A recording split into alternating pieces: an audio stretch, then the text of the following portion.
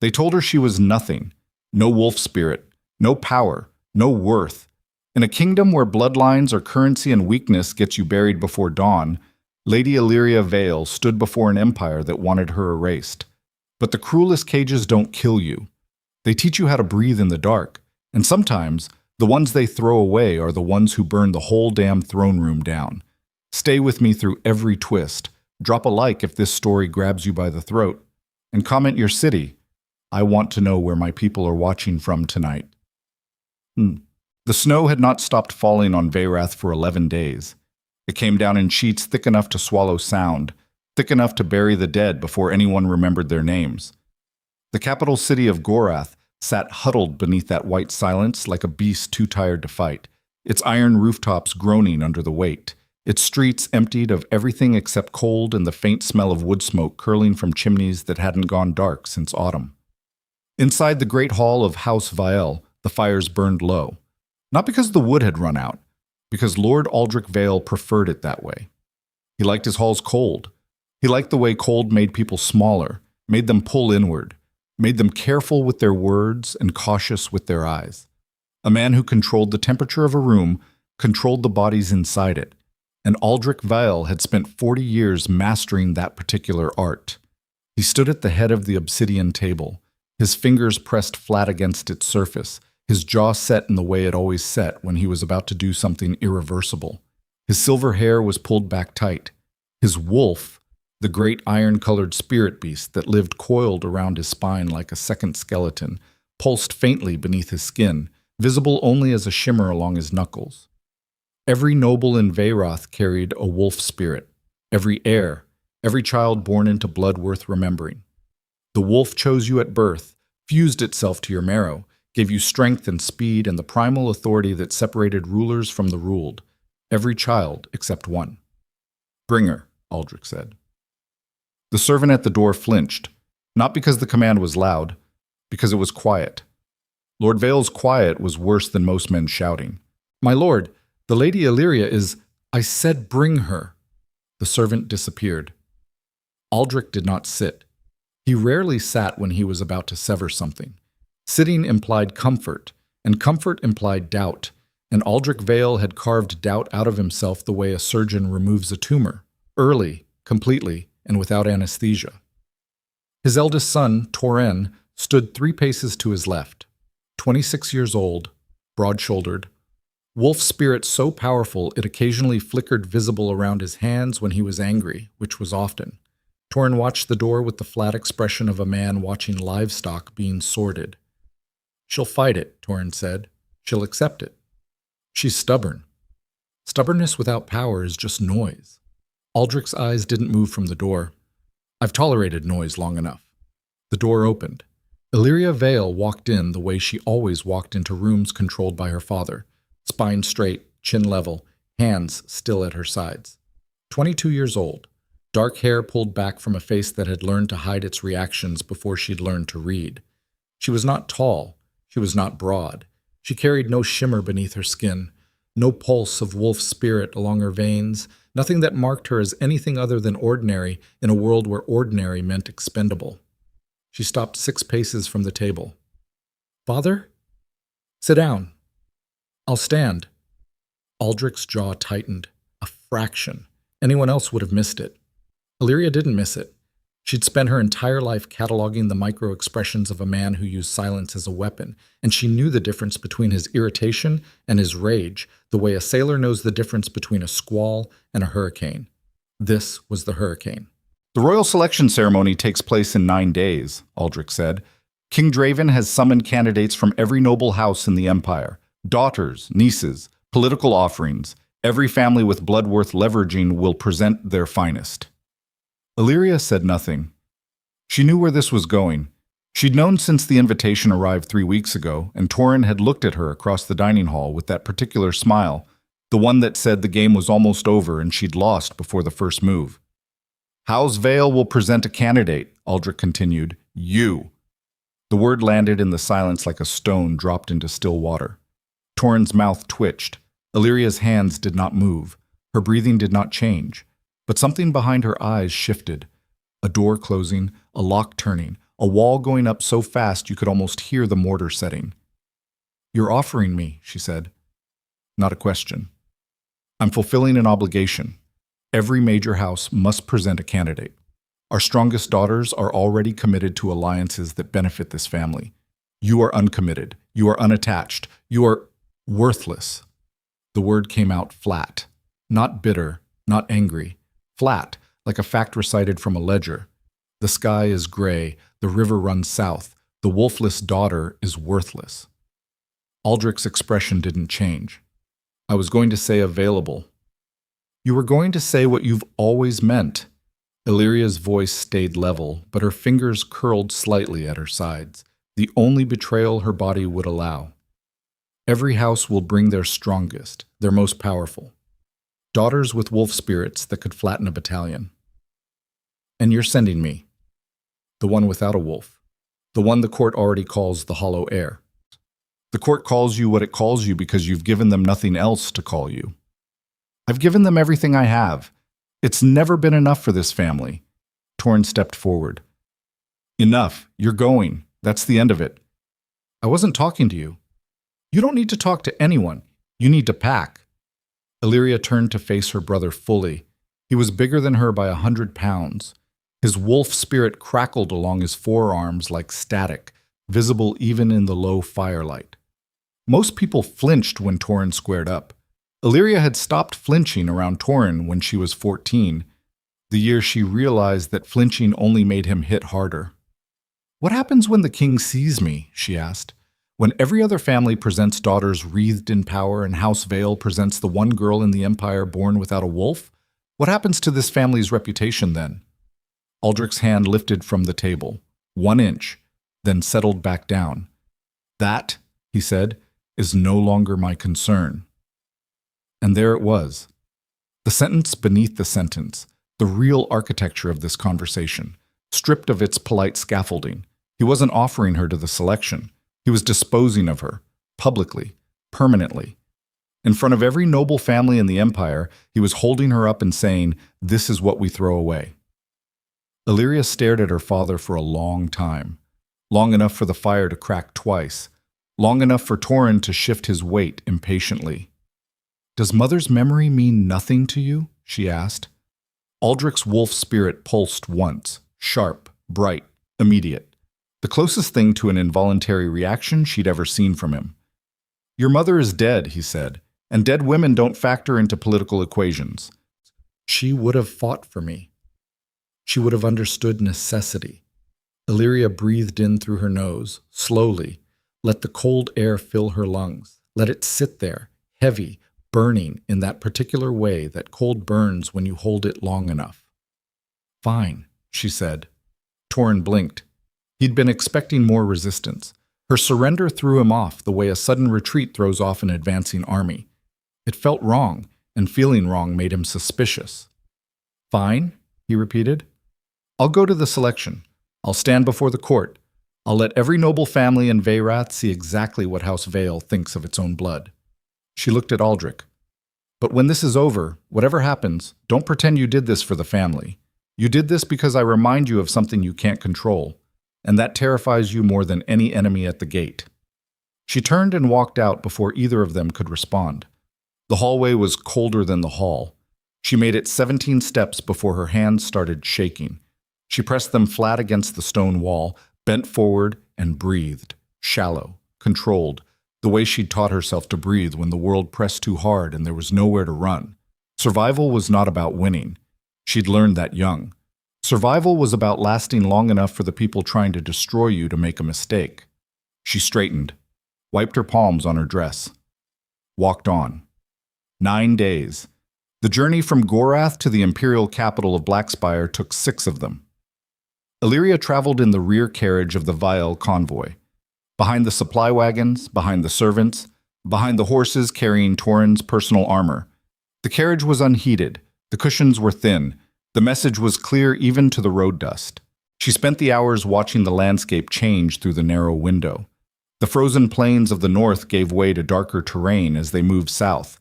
Black forests, iron-colored rivers, mountains that looked like they'd been broken and reassembled by something angry. Veyrath was not a gentle empire. It had been built by wolves and maintained by teeth, and every mile of its geography reflected that particular philosophy. On the fourth night, camped at a way station, her handmaid Sarah brought her tea that was almost warm. "You haven't eaten since morning," Sarah said. "I'm not hungry." "You're always not hungry when you're thinking too hard." Elyria wrapped her hands around the cup. Sarah was the only person in her household who spoke to her without calculating the political cost of each syllable. She was small, sharp-eyed, and had been with Elyria since they were both 15, long enough to know when silence was armor and when it was a wound. "Tell me what you've heard about the king," Elyria said. Sarah sat down on the opposite cot. "Which version? The official one or the one servants whisper about?" "The one that's true." "Nobody knows which one is true." "That's the point." Sarah tucked her knees up. "They call him the Shadow King. He took the throne at 20 after his father died. Some say murdered, some say the curse took him. He's fought 3 wars, won all of them, annexed 2 kingdoms. They say he doesn't sleep. They say darkness moves under his skin like something alive. They say every woman who's tried to get close to him has walked away broken." "Broken how?" "The kind of broken where they stop talking about it. Not heartbroken. Something worse. Like whatever they touched inside him touched them back." Elyria stared into the tea. The surface trembled with the vibration of wind against the tent walls. "He's selecting a queen," she said. "A man like that doesn't select without purpose." "Maybe the purpose is political." "Everything is political. But a king who's fought 3 wars and never taken a consort doesn't suddenly need a wife because his advisors told him to. Something's wrong, something he can't fix with an army." Sarah watched her for a moment. "You're doing it again." "Doing what?" "Treating someone else's problem like a puzzle instead of dealing with your own." Elyria almost smiled. Almost. "My problem doesn't have a solution, Sarah. I'm walking into a room full of wolves without one of my own. The best I can do is understand the terrain before I hit the ground." "Or you could run." "Where?" "Every border in every direction is controlled by a noble house that answers to either my father or the crown. Running without power in Veyrath is just dying with extra steps." Sarah didn't argue. She'd learned years ago that arguing with Elyria about practical realities was like arguing with weather. You could disagree all you wanted. It was still going to rain. The convoy reached Blackspire on the 6th day. The city earned its name. Every structure was built from volcanic stone so dark it swallowed light. The palace itself rose from the center like a fist made of obsidian, towers sharp enough to cut the sky, walls thick enough to stop gods. Banners hung from every battlement in colors Elyria didn't recognize, and the streets below were packed with convoys from every noble house in the empire, each one more elaborate than the last. House Vale's convoy entered through the eastern gate, which was the smallest and least prestigious of the 4 entrances. Another message, another knife, delivered with architectural precision. The great throne hall of Blackspire could hold 3,000 people and still feel cavernous. Stone pillars thick as ancient trees rose from a floor polished to a mirror shine. Iron chandeliers hung from chains that disappeared into darkness overhead. And at the far end, elevated on a platform of black granite, the Iron Throne of Veyrath sat empty, waiting. Elyria stood among the candidates, 47 women arranged in a loose semicircle before the throne. She could feel their wolf spirits like heat, pressing against the air, making it thick and charged with primal energy.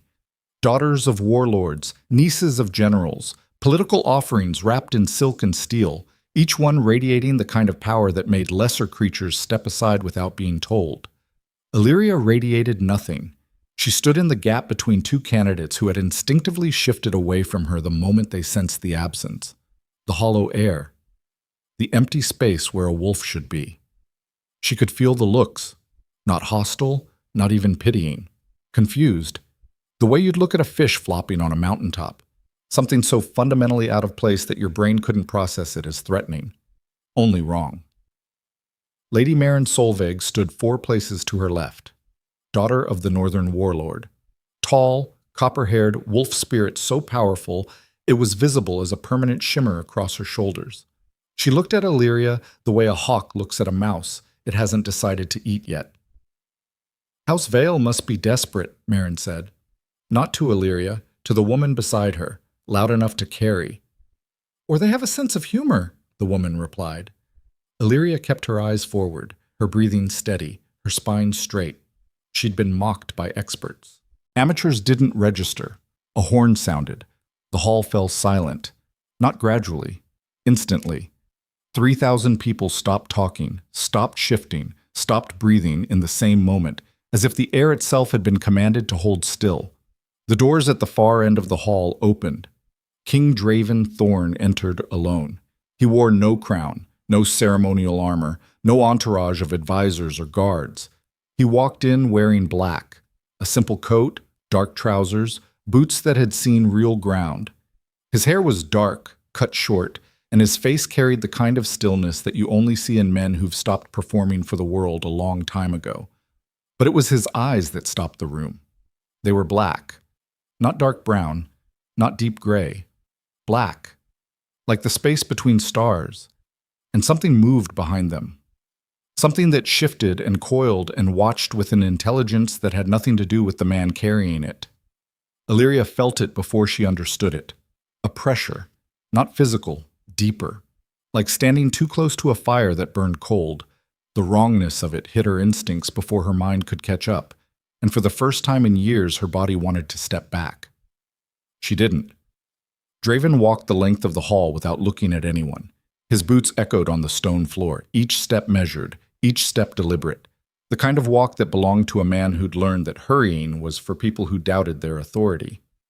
He reached the throne, did not sit, turned to face the candidates.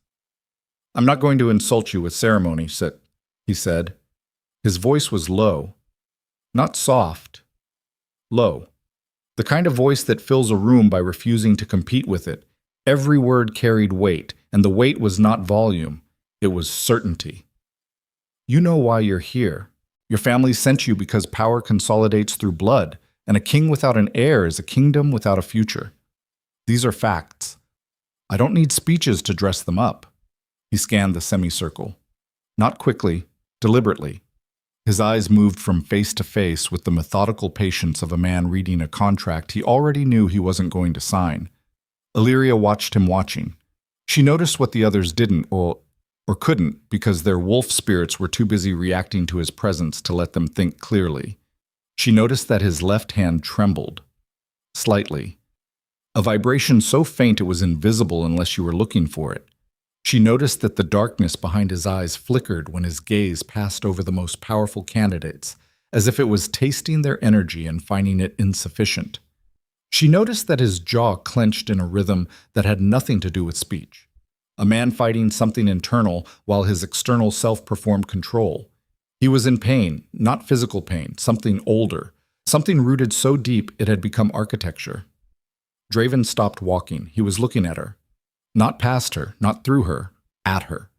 The full weight of those black eyes locked onto Elyria Vale with an intensity that made the air between them feel solid. The darkness behind his eyes went completely still. For 3 seconds, nobody breathed. "Who is this?" he asked. His voice had changed, not louder, not softer, sharper, like a blade being drawn. Lord Aldrich stepped forward from the observation gallery. His expression was perfectly composed, the mask of a man who had rehearsed every possible scenario and was currently watching one he had not prepared for. "Lady Elyria Vale, Your Majesty. My daughter. Why is she here?" The question hit the hall like a slap. Marin Solveig's smirk widened. Several candidates exchanged glances. In the galleries above, nobles leaned forward. Aldrich's composure held. "Every house was required to present a candidate, Your Majesty. House Vial fulfills its obligations. You sent a daughter with no wolf spirit to a selection ceremony for a queen. It was not a question, it was a summary, delivered with the flat precision of a man who understood exactly what was being communicated and found it distasteful. Aldrich said nothing. There was nothing to say that wouldn't make it worse. Draven turned back to Elyria. "You," he said. "Step forward." She did. 1 step. 2. The distance between her and the other candidates opened up like a wound, and she could feel every eye in the hall pressing against her back like heat from an open furnace. "Do you know why your father sent you here?" Draven asked. "Yes. Tell me." "Because I'm the one he can afford to lose." The hall went rigid. That kind of honesty in front of 3,000 witnesses wasn't courage. It was political detonation. Aldrich's composure cracked, a hairline fracture across his expression that told Elyria everything she needed to know about how badly she'd just hurt him. "Good." Draven's head tilted, slightly. The darkness behind his eyes shifted, and for one instant, fast enough that Elyria almost convinced herself she'd imagined it, something flickered in his expression that looked almost like recognition. "You're not afraid," he said. "I've spent my life surrounded by wolves, Your Majesty. Fear stopped being useful a long time ago. Fear is always useful. It tells you what's real. Then I'm terrified. But terror and submission are different animals." Silence. The kind of silence that has weight, that presses against your eardrums and makes you aware of your own heartbeat. Draven turned to the hall. "Leave us." Lord Aldrich's voice came fast. "Your Majesty, protocol requires—" "I said leave us." The words carried something underneath them, something that made the chandeliers tremble and the fire in every sconce dim by half.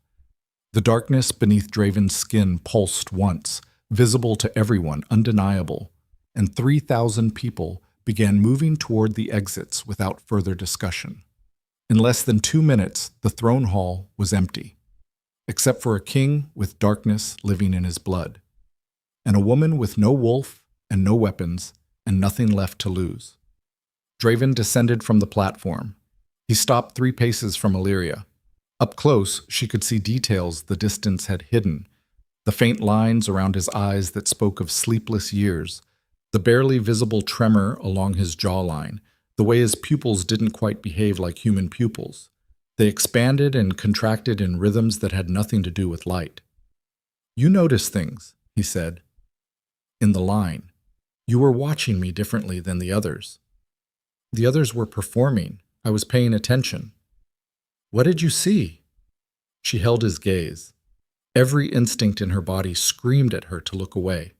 The darkness behind his eyes pressed against her awareness like a hand against glass, testing, probing, searching for something. "You're fighting something," she said. "Something internal. Your hand trembles when you think no one is watching. The darkness in your eyes reacts to power. It flares around strong wolf spirits and goes still around absence. And you're in pain, not the kind that shows. The kind you've carried so long you've built your whole life around hiding it." Draven did not move. For a long time he simply looked at her, and in that look, stripped of performance and protocol and the 1,000 masks a king must wear, Elyria saw something she had not expected. Exhaustion, not physical, existential. The weariness of a man who had fought everything the world had thrown at him and won every battle except the one happening inside his own body. 300 candidates have stood before me over the past 5 years, he said quietly. Princesses, warriors, political masterminds. Every one of them looked at the crown, the power, the alliance. He paused. "You're the first one who looked at the man." Illyria's breath caught, not because the words were romantic, because they were true. And truth, delivered without performance in a world built on performance, hit harder than any weapon she'd ever faced. "I'm also the first one without a wolf," she said. "Whatever you're looking for in a queen, I'm the least qualified person in this empire. You're the most dangerous person in this room. I don't have any power. You have clarity. In a world full of wolves, clarity is the only power that can't be bred, bought, or beaten into someone." He turned away, walked 3 paces, stopped. His left hand clenched at his side, and she saw the darkness pulse beneath his skin, running along his forearm like black lightning, there and gone. "I'm going to make you an offer," he said without turning around, "and I need you to understand that what I'm about to say is not a kindness. It's not rescue. It's a transaction. The most honest transaction anyone in this empire has ever offered you." "I'm listening." He turned back. "I will make you my queen. I will crown you before the empire. I will protect you with every resource the throne commands. No one in your family will ever touch you again. No one in this court will ever dismiss you again." His eyes locked onto hers. "And I will never love you." The words hit the air and stayed there, hanging, heavy, not cruel, precise. The deliberate clarity of a man who had decided that honesty was the only mercy he could still afford. "The darkness you noticed," he continued. "It's a curse. It runs through the royal bloodline. Every king before me has died from it. It eats emotions first, joy, warmth, connection. Then it takes the body. I'm 31 years old, and I've already lost more of myself than most men lose in a lifetime." He stepped closer. One step. His voice dropped. "I need a queen the court can't destroy. Someone who doesn't rely on wolf power for authority. Someone who can hold this empire together when I can no longer hold myself together. You need a queen you can't accidentally kill." His expression shifted, barely. A crack in the granite. "The curse feeds on emotional connection. Every person who's gotten close to me, the darkness reaches for them, drains them. The stronger the bond, the faster it feeds. Love is not an option for me. It's a death sentence. For me and for anyone foolish enough to offer it." Elyria absorbed this. All of it. The political mathematics, the personal cost, the sheer brutal architecture of what he was proposing. A partnership built on the deliberate absence of the one thing most people would consider its foundation. "You're asking me to marry a dying man," she said. "I'm asking you to rule beside a dying man. And what do I get? Everything except the one thing I can't give." She stood there in the empty throne hall, in the cold, in the silence, in the vast and terrible space between what she wanted and what was possible.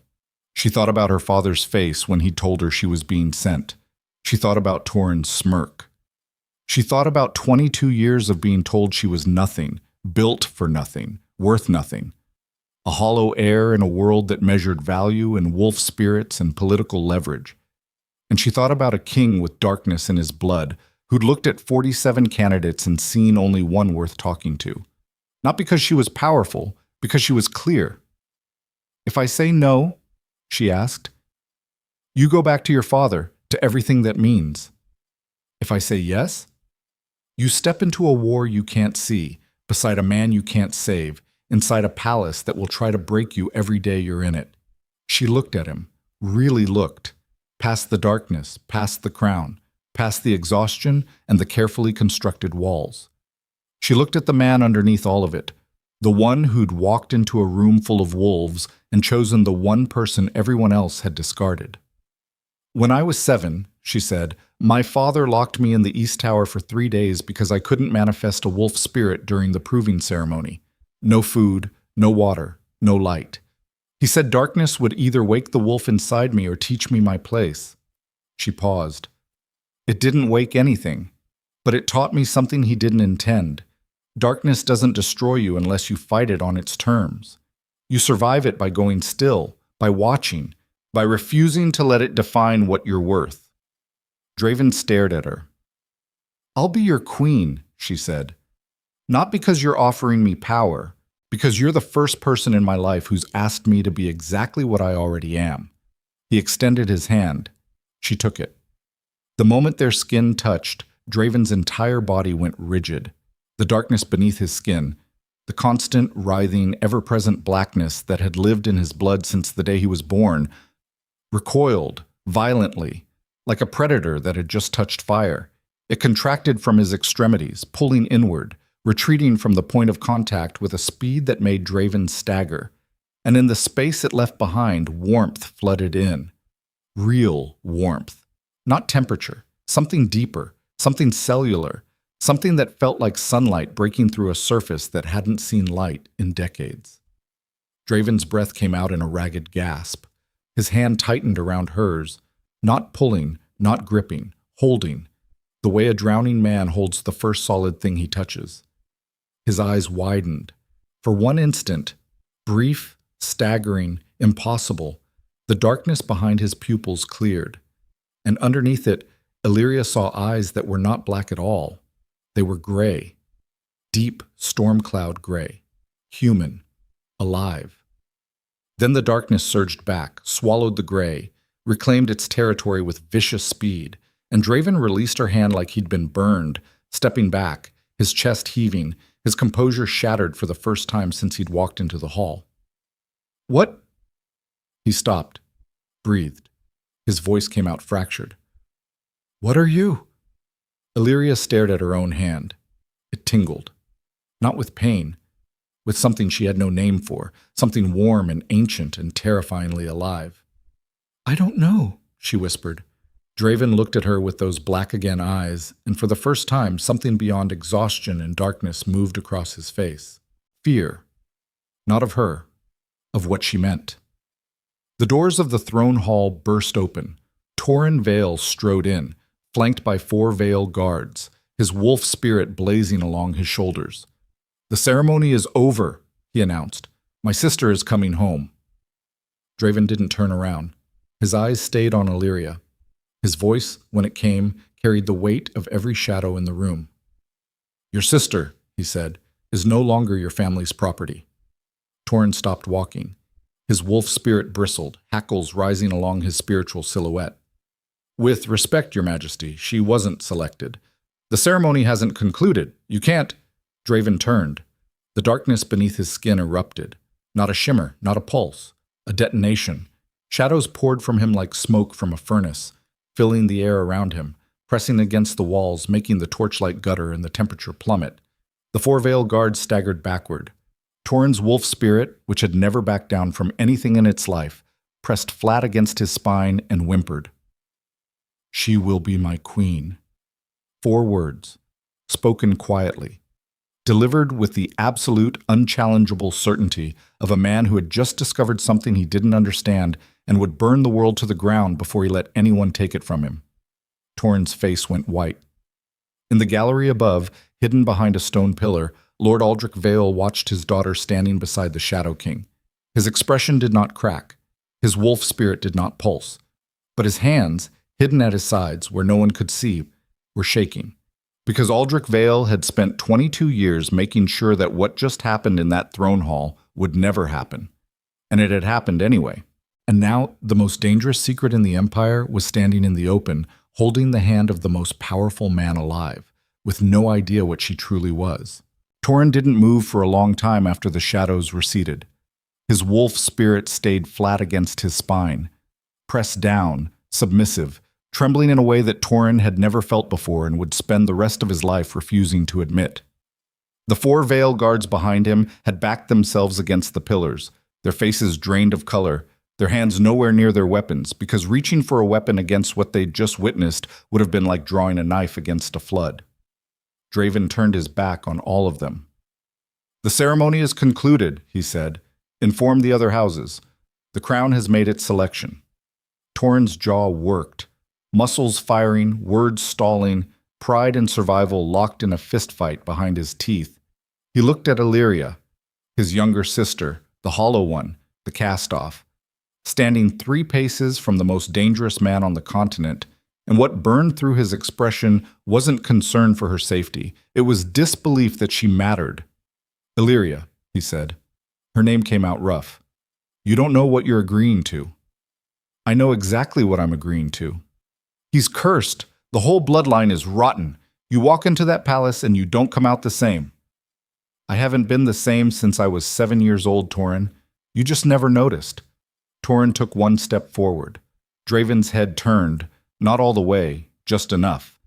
And the shadows along his shoulders rippled like the hackles of something that had not finished deciding whether to attack. Torrin stopped. "Father will hear about this," he said. "Father is the one who sent me here to be thrown away. Tell him his trash just became the crown." Elyria's voice didn't shake, didn't rise. It came out level and final and harder than anything Torrin had ever heard from her, and the worst part, the part that would eat at him for weeks, was that she wasn't performing. She wasn't posturing. She was simply done. Torrin turned and walked out. His guards followed. The door closed behind them with a sound that echoed through the empty hall like the last note of something that could never be played again. Elyria exhaled. Her hands were still tingling. That warmth, strange, deep, unnamed, still hummed along her palms like a vibration she couldn't locate the source of. She closed her fingers slowly, testing the sensation, and felt it pulse once before fading to a whisper. "Your brother," Draven said, "is going to be a problem." "My brother has been a problem since the day he was born. He just used to be someone else's." Draven almost smiled. Almost.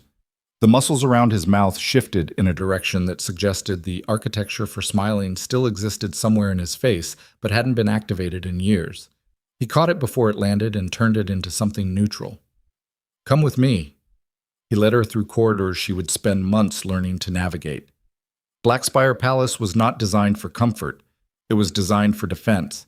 Every hallway angled for sightlines, every staircase narrow enough to bottleneck an invading force, every room positioned to be sealed and held independently if the structure was breached.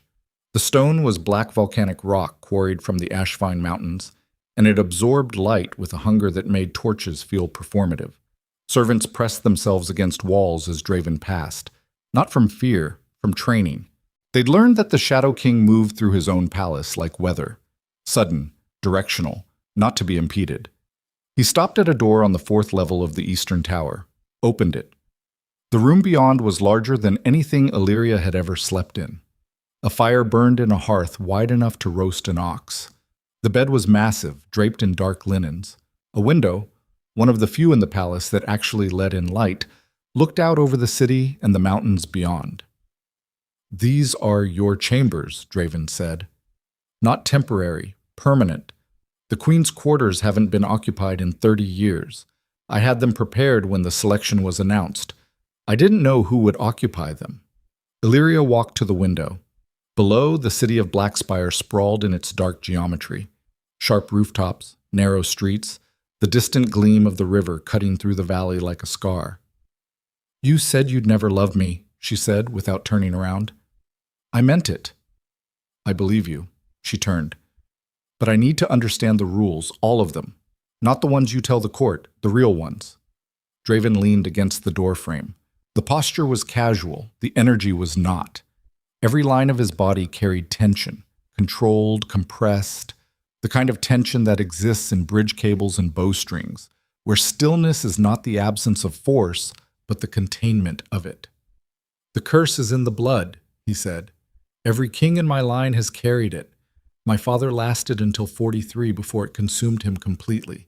His father made it to 39. Each generation, it accelerates." "How old are you?" 31. "How long do you have?" His jaw tightened. The darkness behind his eyes shifted, not aggressively, not performatively, restlessly. The movement of something caged that had long ago stopped testing the bars but never stopped pacing. "My physicians won't give me a number. They talk around it.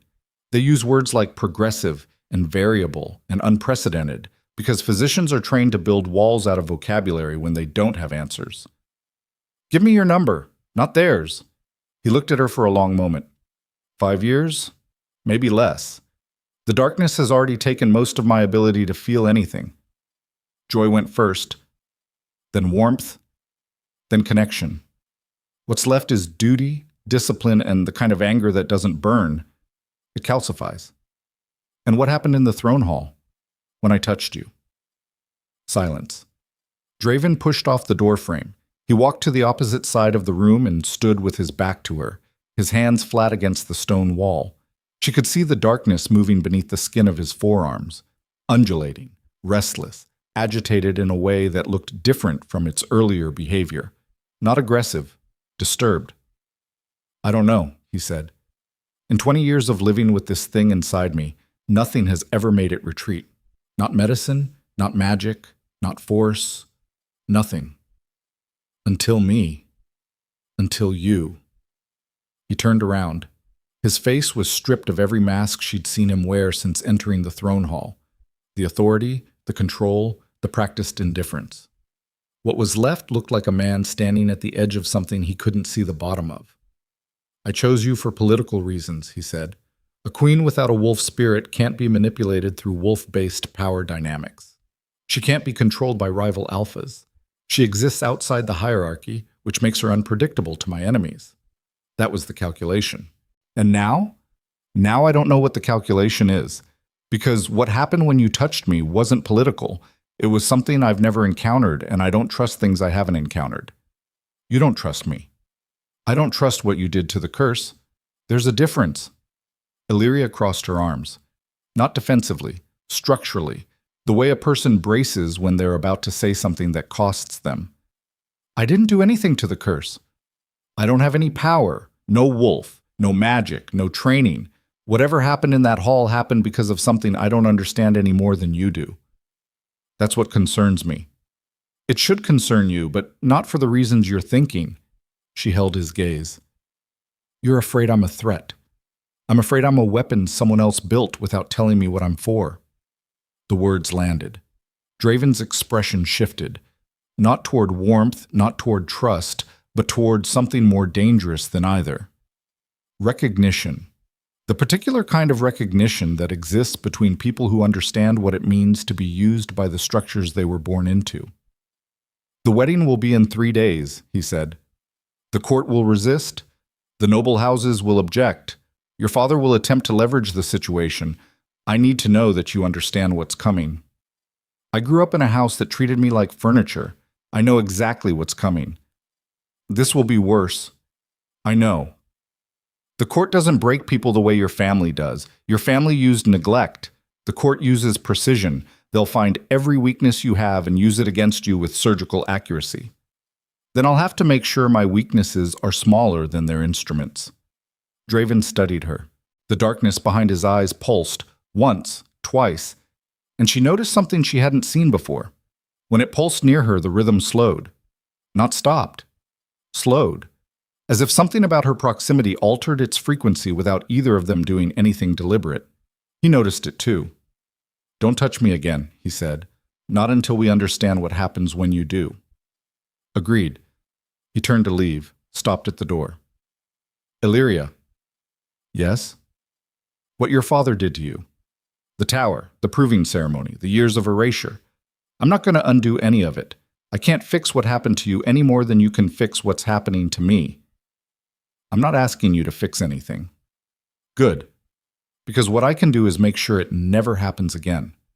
And that's not a promise made from affection. It's a strategic guarantee.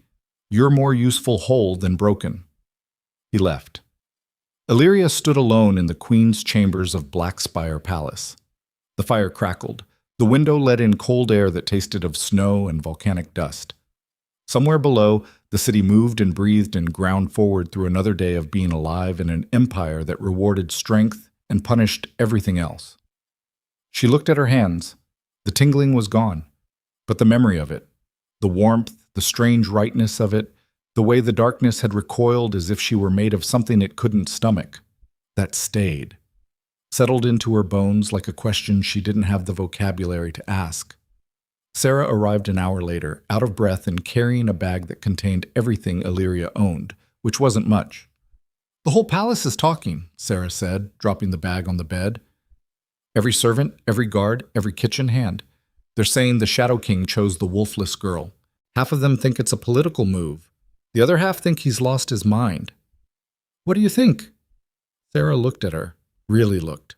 The way she always looked when she was sorting through the difference between what she wanted to say and what Elyria needed to hear. I think something happened in that throne hall that scared people who don't scare easily, and I think you're standing in the Queen's chambers of the most powerful palace in the Empire looking like a woman who just swallowed a live coal and is trying to decide whether to spit it out or let it burn.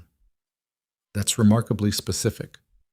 I've known you for 7 years. I'm fluent in your brand of suffering. Elyria sat on the edge of the bed. The linens were finer than anything she'd ever touched. She hated how aware of that she was. Hated that some small, desperate part of her cataloged the softness as evidence of value, as if better fabric meant a better cage. He told me he'd never love me, she said. And I told him I'd be his queen anyway. Sarah sat beside her, close, but not touching. The distance of someone who knows when contact helps and when it crowds. Are you doing this because you want to, or because the alternative is going back? Does it matter? It matters to me. Elyria was quiet for a long time. The fire shifted. A log collapsed in a shower of sparks that looked for one irrational moment like something golden trying to escape something black.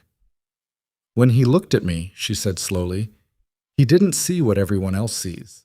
He didn't see a broken thing or a political inconvenience or a mistake that should have been corrected at birth. He saw someone who could hold a position in a war no one else could fight. That's not love. No, it's better. It's need. And need, unlike love, doesn't lie about what it wants from you. The next 3 days moved at the speed of consequence. The announcement of the king's selection detonated through the court like a siege weapon. Elyria's name, unknown, unremarkable, attached to no military victories, no wolf spirit, no political currency, landed on the lips of every noble in the empire, and the reactions followed the predictable taxonomy of aristocratic outrage. Lord Kaelin Drest, commander of the Empire's southern forces and one of Draven's most powerful allies, requested a private audience within hours. He was a broad man, scarred across the left side of his face from a battle that had killed 300 men and left him standing. His wolf spirit was the color of dried blood. "You're making a mistake," Kaelin said. No preamble, no softening, the directness of a military man who considered diplomacy a waste of ammunition. "Noted," Draven said. "She has no wolf, no house power, no training. The southern houses will see this as weakness. They'll push, you know they'll push." "Let them push." "Draven," Kaelin leaned forward, "I've followed you through 3 wars. I've watched you make decisions that terrified men with twice your experience, and every time you were right. But this, choosing a cast-off from a mid-tier house with no spiritual power, this doesn't look like strategy. This looks like something else." "Like what?" "Like a dying man reaching for something warm." The silence that followed had edges. Draven's hands stayed flat on his desk. The darkness behind his eyes didn't move. "Is that what you think this is?" Draven asked, quietly, the kind of quiet that preceded violence, the way sunrise precedes daylight. "I think it's what the court will think. And in politics, what the court thinks and what's true are the same thing." "Then change what the court thinks. That's your job." "My job is to win wars, not to sell the empire on a wolfless queen." "You'll do both. Or I'll find someone who will." Kaelin stared at him, then stood. His wolf spirit flickered along his jaw. Agitation, not aggression. "She'd better be worth it," he said. "She'd better be given the chance to prove it." Kaelin left. The door closed. Draven sat in the silence of his study and pressed his palm flat against his chest, over the place where the darkness concentrated its heaviest mass. It was moving differently today. Since the throne hall, since her touch, the thing inside him had changed its behavior. Not weaker, not stronger. Restless. Like an animal that had smelled something new in the wind and couldn't decide whether to hunt it or run from it. He thought about the way the darkness had recoiled from her skin, the way warmth had flooded the spaces it vacated, the way, for one impossible instant, he had felt his own emotions, real emotions, not the hollow performance of them, for the first time in years. He closed his eyes. And for the first time in a decade, Draven Thorn felt something he couldn't classify as strategy or survival. He felt afraid. The wedding took place on the 3rd day, inside the throne hall of Blackspire, before every noble house in the empire. Elyria wore black and silver, the colors of the Thorn dynasty, in a gown that had been made in 48 hours by seamstresses who worked in shifts and whispered about what they were stitching for. Draven wore his formal coat for the first time in 5 years. It still fit, which told Elyria that whatever the curse was doing to him, it hadn't yet reached his body. The ceremony was brief, functional, no warmth, no tenderness. 2 people standing before an empire and entering a contract that everyone in the room understood differently. When the binding words were spoken and the court witnessed the formal union of crown and consort, the hall erupted into the kind of applause that was compulsory rather than genuine. Elyria watched the faces in the crowd with the focused detachment of a woman who'd learned long ago that the noise people made with their hands rarely matched the thoughts behind their eyes. Then came the moment protocol demanded, the royal seal. A touch of hands between king and queen before the court, the symbolic union of bloodlines that every Thorn wedding had ended with for 12 generations. Draven's jaw tightened. He looked at Elyria. She looked at him. Between them, an entire unspoken negotiation occurred in the space of a single breath. The agreement they'd made, the rule they'd established, the warning he'd given. Don't touch me until we understand. 3,000 witnesses waited. Protocol did not care about understanding. Elyria extended her hand. Draven took it. The darkness inside him convulsed. It hit like a shockwave, invisible to the crowd, but devastating to the two people at its epicenter. The shadows beneath Draven's skin contracted so violently that his breath stopped. His grip on her hand tightened past control, his fingers closing around hers with a force that should have been painful, but instead felt like an anchor driven into bedrock during a hurricane. Warmth erupted from the point of contact. Not gentle, not gradual. A detonation of heat and light that raced through Draven's veins like wildfire through dead wood, pushing the darkness back from his extremities, his chest, his throat. His eyes changed. For 3 seconds, visible to the first 4 rows of the hall, the black of Draventhorn's eyes cleared to gray. Storm cloud gray. Human gray. The gray of a man who existed underneath the monster the curse had built around him. Elyria felt it through their joined hands, not just the warmth, something deeper, a pulse, a rhythm, an echo of something ancient and enormous, stirring inside her own blood with a recognition that bypassed thought entirely and went straight to the marrow. Then the darkness surged back, harder, faster, angrier than before. It slammed through Draven's body like a tide reclaiming shore, and this time it didn't just return to its normal state. It grew. New tendrils of shadow erupted along Draven's neck, visible above his collar, spreading like black lightning across his skin. The curse was adapting, reinforcing. Whatever Elyria's touch had done, the darkness was responding not with retreat, but with escalation. Draven released her hand. He stood before the Empire with a face that revealed nothing, and a body that was, for the first time in his life, losing a fight it didn't know how to win. And in the gallery above, Lord Aldrich Vale watched the black veins spread across the king's throat, and his expression, carefully, deliberately, unmistakably, smiled. The black veins did not fade. 3 days after the wedding, the new tendrils of darkness along Draven's neck had solidified into permanent lines. Thin, branching, visible above his collar like cracks in marble that had been stressed past its tolerance. The court physicians gathered in his private study at dawn, 4 men who'd spent their careers treating a condition none of them understood, and their faces carried the particular grayness of professionals watching their worst projections arrive ahead of schedule. Draven sat in a chair by the window. He hadn't slept. The darkness inside him had spent the night expanding, not rapidly, not catastrophically, but steadily, the way ice forms on a lake. Silent, patient, inevitable. He could feel it pressing against the interior walls of his chest, pushing into spaces it hadn't occupied before, colonizing territory that had been his since birth and was now being repossessed by something older than his bloodline. The progression has accelerated, the chief physician said. His name was Aldous, and he had the particular curse of being both competent and honest, a combination that made him useful and unbearable in roughly equal measure. The new growth along your cervical vessels shows density we haven't recorded at this stage. Your father didn't present this level of corruption until his late 30s. Tell me what changed. Aldous hesitated. The other physicians found sudden interest in their notes. The contact event, Aldous said carefully. At the wedding, the reaction between your condition and the Queen's touch appears to have triggered an adaptive response. The curse retreated briefly, but when it returned, it compensated, aggressively. You're telling me she made it worse? Well, so I'm telling you the curse perceived a threat and responded by entrenching. Whatever the Queen's touch does to the darkness has learned from it. It's reinforcing pathways that were previously dormant, building redundancies. Draven stared out the window.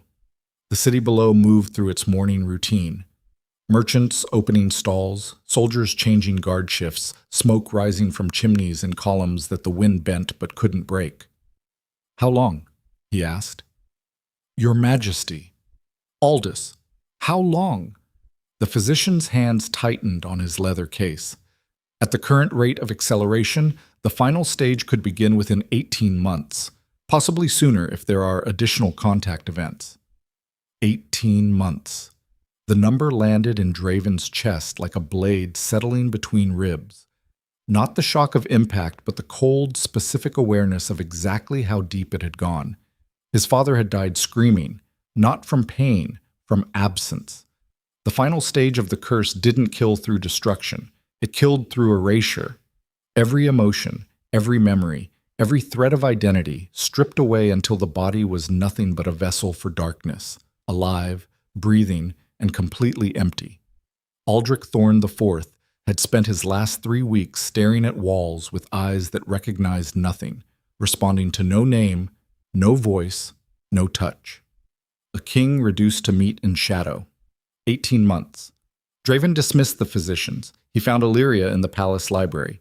She'd been spending her mornings there since the wedding, working through texts that most people in the court didn't know existed and wouldn't have been able to read if they did. The Library of Blackspire was not a decorative feature. It was an archive. 7 levels of records, histories, treaties, and documents stretching back to the founding of the Empire, stored in a chamber carved so deep into the volcanic rock that the temperature never changed. She was sitting at a stone table on the 3rd level, surrounded by manuscripts old enough that the pages crackled when she breathed near them. Her hair was loose. She looked tired. The particular kind of tired that comes not from lack of sleep, but from too much thinking with too little resolution. Aldous told you, she said without looking up. You spoke to him first? He came to me at dawn. He wanted to understand what happened during the wedding. I told him what I could, which isn't much.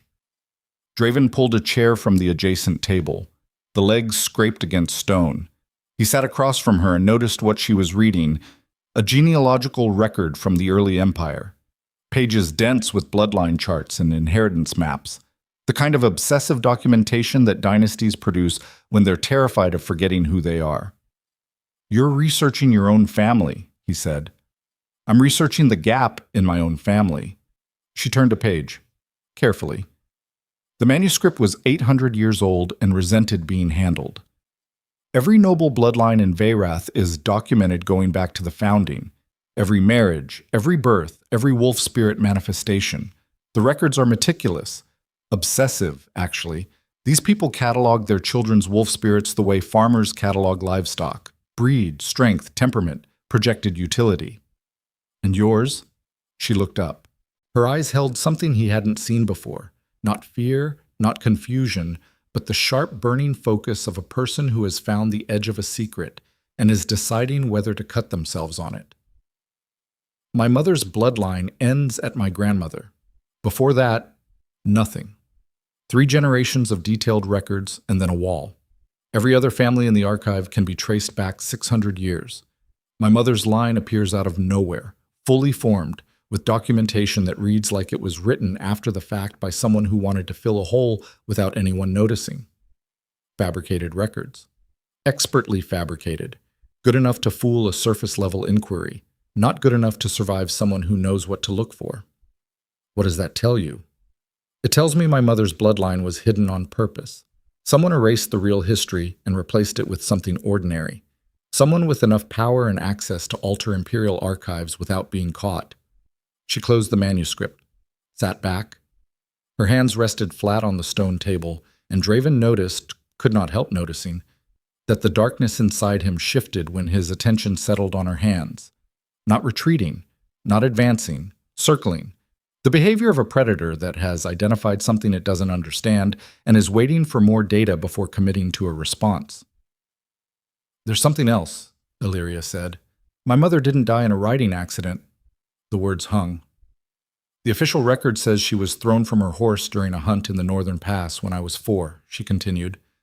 I accepted that for 18 years because I had no reason to question it. But the archive contains correspondence between the huntmaster and my father's steward from the week before the accident. 3 letters.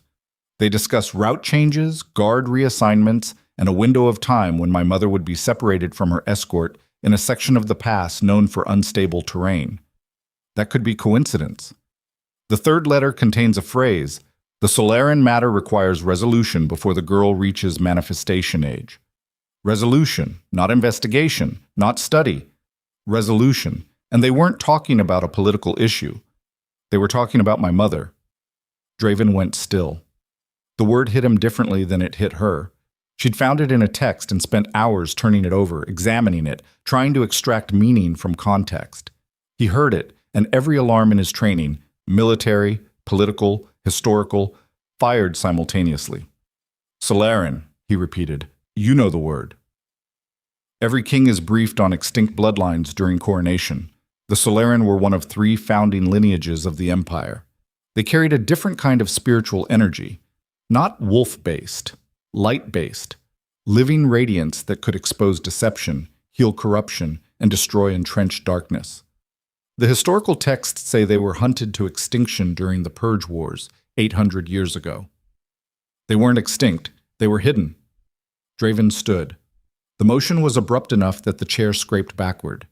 He walked 4 paces, stopped, pressed both hands flat against the library wall. The stone was cool. The darkness inside him was not. It churned against his ribs like something caged that had just heard a sound it recognized, and what it recognized was threat. If your mother was Solarian, he said, his voice low, then you carry the bloodline. That's what the letters suggest. And your father knew. My father orchestrated her death to keep it hidden. He arranged the accident to prevent her from awakening my power before I reached manifestation age. He spent 18 years making sure I believed I was wolfless, hollow, defective, worthless, because the alternative was admitting that his daughter carried a bloodline powerful enough to restructure the entire political hierarchy of the empire. She said it without emotion. Not because she didn't feel it, because the magnitude of it was so vast that emotion couldn't contain it. It overflowed every vessel she had and left her standing in the flood with nothing to do but keep breathing. Her father had killed her mother, not through neglect, not through indifference, through calculation. He had weighed his wife's life against the political risk of the Solarian bloodline and decided that murder was the more efficient solution. And then he had spent 18 years watching his daughter grow up believing she was nothing, knowing exactly what she was, knowing that the emptiness she felt, the absence, the silence where a wolf spirit should have been, was not a defect but a seal, a suppression. A cage built so carefully around her power that she couldn't even feel the bars. Draven turned from the wall. He looked at Elyria and saw something shift behind her eyes. A door that had been locked since childhood swinging open, revealing a room she'd never known existed, filled with a darkness that wasn't supernatural but human. The common, devastating darkness of a parent who chose power over their own child. The Solarian light is the natural counter to the thorn curse, Draven said. That's why the darkness reacted to your touch. Your bloodline was designed to destroy exactly what lives inside mine. And my father sent me to the selection knowing that. He sent me to you knowing that my touch would accelerate the curse. He didn't throw me away. He weaponized me. The architecture of Aldrich Vale's plan emerged in the silence between them. Clean, precise, devastating. Send the Solarian daughter to the cursed king. Let her touch trigger the curse's acceleration. Let the king die faster than any of his predecessors. And in the chaos of a succession crisis, move House Vale into position to claim the power vacuum. Elyria wasn't disposable. She was a delivery system. I need to confront him, Elyria said. No. He killed my mother. And he'll kill you if you walk into his territory with this knowledge and no power to back it up. Your father didn't build this plan in a week. He's been constructing it for 22 years. Every contingency is mapped. Every exit is blocked. You go to him now, half-informed and unawakened, and you're walking into a trap he built specifically for this scenario. Then what do I do? Draven crossed the room. He stopped in front of her. Close enough that the darkness beneath his skin stirred, agitated, repelled, drawn. The conflicting impulses played out across his forearms like weather across a landscape. You do what your mother couldn't. You awaken the Solarian power before he can stop you. I don't know how. I don't even know what it is. Then we find out. together, before 18 months runs out and there's nothing left of me to save." She stared at him. In the cold light of the library, stripped of ceremony and politics and the performative distance they'd maintained since the wedding, something raw passed between them. Not romance, not affection. Something harder and more dangerous than either. The mutual recognition of two people whose survival now depended on the same impossible act. "You said you'd never love me," she said. "I said that. Is that still the plan?" His jaw worked. The darkness pulsed along his throat. His eyes, black, deep, haunted by something that was eating him alive, held hers with an intensity that felt like gravity. "It has to be." "Why?" "Because Aldous told me something else this morning, something I haven't shared with anyone." He paused. The muscles in his throat contracted. The curse's acceleration isn't random, it's responsive. It feeds on emotional connection. The stronger the bond between the host and another person, the faster the darkness consumes. Elyria's breath stopped. "The reason every woman who's gotten close to me has walked away damaged isn't because the curse attacks them directly. It's because the curse uses emotional bonds as fuel. Love, attachment, genuine connection. They're not just dangerous for me. They're the accelerant. The more I feel for someone, the faster I die." The library was silent. The manuscripts sat in their ancient patience. The stone walls held their eternal temperature. And between a king and a queen, in a space no larger than 2 heartbeats, the full and terrible geometry of their situation became visible. She could save him. Her Solarian blood was the only thing in the Empire that could counter the curse, but to awaken that blood, she would need to get close to him. Understand him, trust him. Build the kind of connection that turns two people into something stronger than either. And that connection, that closeness, was exactly what would kill him. The curse had not been outmaneuvered. It had set a trap so elegant that the bait and the weapon were the same thing. Elyria looked at the man standing before her, a king with darkness threading through his veins like poison through groundwater. A man who had chosen her because she was clear-eyed and unbreakable. A man who had told her the truth at every turn because he'd decided that honesty was the only gift a dying man could afford. She looked at him and felt something move inside her chest that was not wolf spirit and not Solarian light, and not anything she'd ever been told existed. Something warm, something dangerous, something that, if she let it grow, would feed the very monster she was trying to destroy. "Then we have a problem," she said. "We have a war," he replied, "and the enemy is inside both of us." In the shadows of the archive's uppermost level, hidden behind a shelf of forgotten treaties, a figure listened. Not a veil spy, not a courtier, someone older, someone who had been watching the Solarian bloodline for longer than Elyria had been alive. The figure withdrew silently. A message would reach Lord Aldrich Vale before nightfall. The message would contain 4 words. "She's found the letters." And Aldrich Vale, sitting in the cold hall of House Vile, with his wolf spirit coiled tight around his spine, would read those words and understand that 22 years of carefully maintained silence had just collapsed. He would stand. He would walk to the window. He would look out at the snow falling on Gorath and calculate, the way he always calculated, the precise amount of force required to solve a problem permanently. Then he would summon Tauren, and the order he would give his son would not be political. It would not be strategic. It would not be the kind of order that could be undone once spoken. It would be the kind of order that required a sword and a fast horse and a willingness to kill a queen. Tauren rode through the night. He took 6 men, not soldiers, hunters. Men his father kept on retainer for tasks that couldn't survive official record-keeping. Men whose wolf spirits ran lean and gray and silent, bred for tracking rather than combat, for the kind of work that happened between borders and beneath notice. They left Gorath 3 hours after Aldrich gave the order and rode south through frozen passes that most travelers avoided after dark. Tauren didn't avoid anything after dark. Darkness was where his family did its best work. He carried his father's instructions like a stone lodged behind his sternum. Not written. Never written. Spoken once, in the cold hall, with the fires burned low and no servants within earshot. End it before she learns to use what she carries. Make it look like the curse took her. The king is already dying. No one will question a queen consumed by the same darkness that killed every thorn before him. Torrin had not hesitated. Hesitation was a luxury for people who could afford consequences, and Torrin Vale had been raised in a house where the only consequence that mattered was failure. But something sat wrong in his chest as he rode. Not guilt. Torrin didn't have the architecture for guilt. His father had removed that particular load-bearing wall early, replacing it with obedience so thorough it felt like instinct. What sat wrong was simpler. Older. The faint nagging awareness that the sister he was riding to kill had looked him in the eye at the selection ceremony and hadn't flinched. Nobody didn't flinch around Torrin. She hadn't flinched. He kicked his horse harder and stopped thinking about it.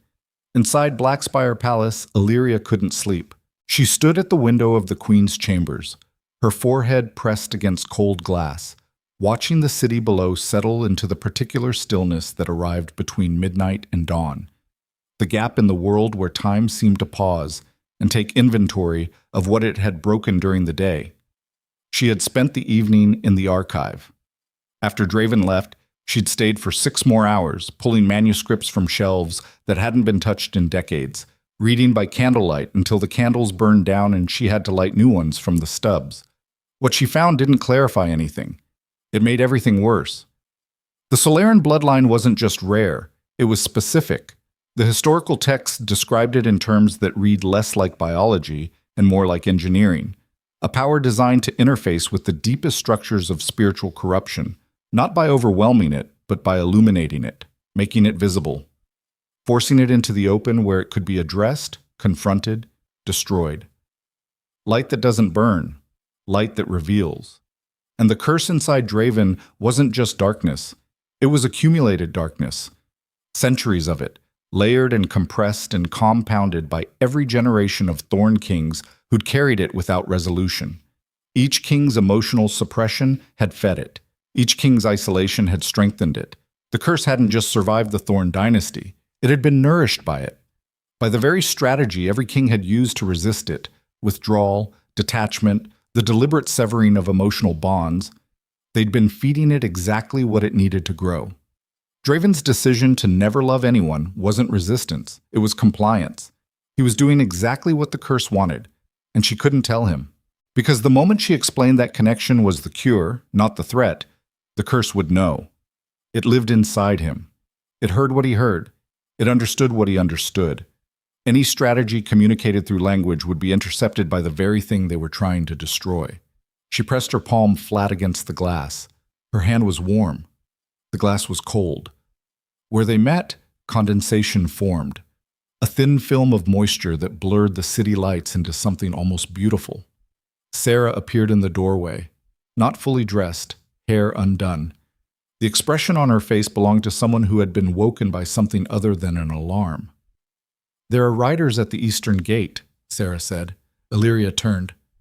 "How many?" "7. They came through the pass. The Night Watch flagged them because they're riding Vale horses with stripped markings." Stripped markings.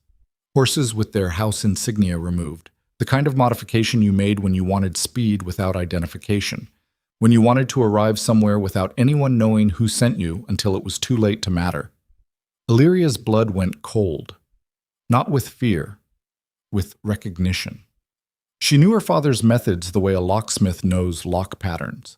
Not because she admired them, but because she'd spent her life being on the wrong side of them. "Wake Draven," she said.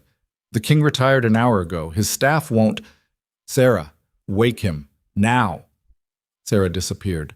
Elyria moved, not toward the door, toward the wardrobe. She stripped her sleeping gown and pulled on the simplest clothing she could find. Dark trousers, a linen shirt, boots that laced tight. No jewelry, no queen's regalia. Nothing that would slow her down or give an attacker something to grab. She'd learned to dress for emergencies young. Not from training, from experience. When you grow up in a house where violence arrives without announcement, you learn to sleep light and dress fast, or you learn to bleed in your nightclothes. She was lacing her second boot when Draven came through the door. He looked worse than he had that afternoon. The black veins along his neck had spread, thinner tendrils now reaching toward his jaw, toward the space behind his ears. His skin was pale in a way that had nothing to do with the hour and everything to do with what was living inside him, but his eyes were sharp, alert. Whatever the curse was taking from his body, it hadn't reached his mind yet. "Your brother," he said. Not a question. "My father. Torin is the hand. My father is the intent." "You're sure?" "Stripped markings, night approach. 7 riders, not 20. This isn't an army, it's a kill team. My father doesn't send armies when he wants someone dead. He sends small numbers who can move fast and leave clean." Draven's jaw tightened. The darkness beneath his skin shifted. Not the agitated circling she'd seen in the library, but something more focused, directional. The behavior of a predator that had identified prey and was calculating the most efficient vector of attack. "The palace guard can intercept them before they breach the inner walls," he said. "They won't breach the walls. Torin isn't coming through the front door. He grew up running operations like this. He'll find a service corridor, a drainage channel, a section of wall that's been under repair. He'll be inside this palace before anyone sounds an alarm because that's what my father trained him to do. Then we move you to the secure wing." "No." The word came out harder than she intended. Draven's eyes narrowed. "This is not negotiable, Elyria." "Neither is this. If you hide me, Torin fails tonight and comes back tomorrow. If you intercept him, my father sends someone else. Someone better. Someone I won't see coming. The only way to end this is to go to its source." "You want to go to Gorath. I want to go to my father, to his archive, to the place where he keeps the records he used to erase my mother's bloodline. Whatever he did to suppress the Solaran power in me, the method is there. The reversal is there. Everything I need to survive this, to survive what's coming for both of us, is in that house. And Torin? Torin is in this palace, right now, moving toward this room." Draven went still. The particular kind of stillness that she'd learned belonged to men making decisions that couldn't be unmade. His breathing slowed. His eyes tracked something she couldn't see. Calculations running behind the black like numbers behind glass. "If I stop Torin," he said, "can you reach Gorath alone?" "I can't ride to Gorath alone. I'll send Kaelin with a detachment." "Kaelin doesn't trust me." "Kaelin follows orders. That's different."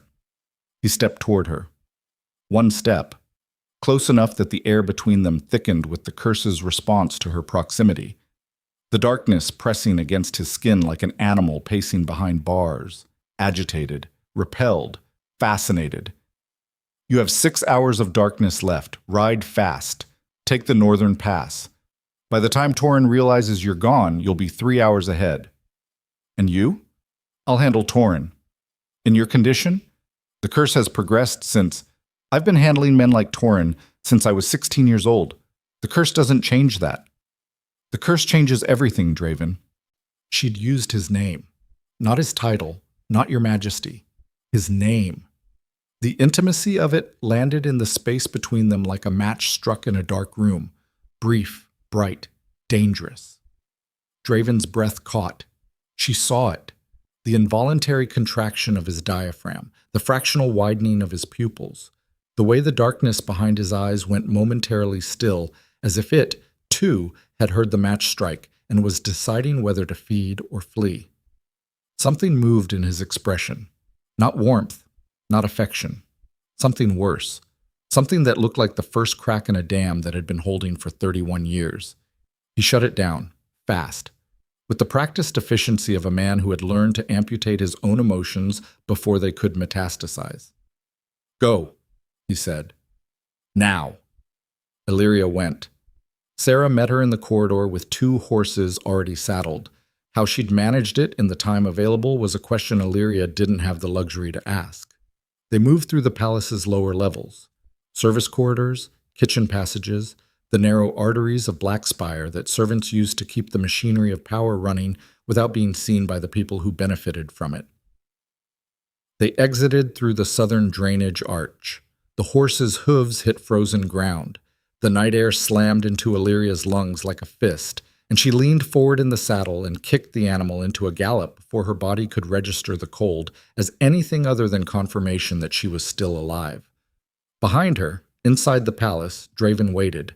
He stood in the corridor outside the queen's chambers, alone. No guards, no weapons. The darkness inside him coiled and uncoiled with the rhythm of his heartbeat. Each systole pushing it outward, each diastole pulling it back, the eternal oscillation of a man and the thing that was eating him, locked in a cycle neither could break without destroying the other. He heard Torin before he saw him, not the sound of footsteps, the sound of wolf spirit, a faint electric crackle in the air, the particular frequency of a predator moving through enclosed space with killing intent.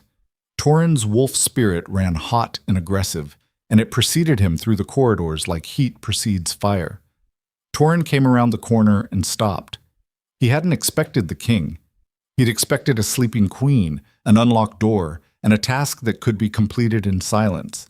Instead, he found Draven Thorn standing in the center of the hallway with darkness boiling beneath his skin and eyes that held nothing resembling mercy.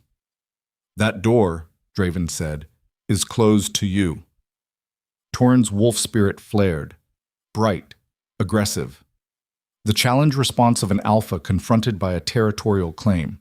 Behind him, 4 of his hunters materialized from the shadows. 2 had taken alternate routes, and the remaining 2 would be covering exits. "Step aside, Your Majesty." Torin's voice was steady, trained, the voice of a man who'd been rehearsing this moment for 300 miles. "This is a family matter. She's my family now. She's a threat to the Empire.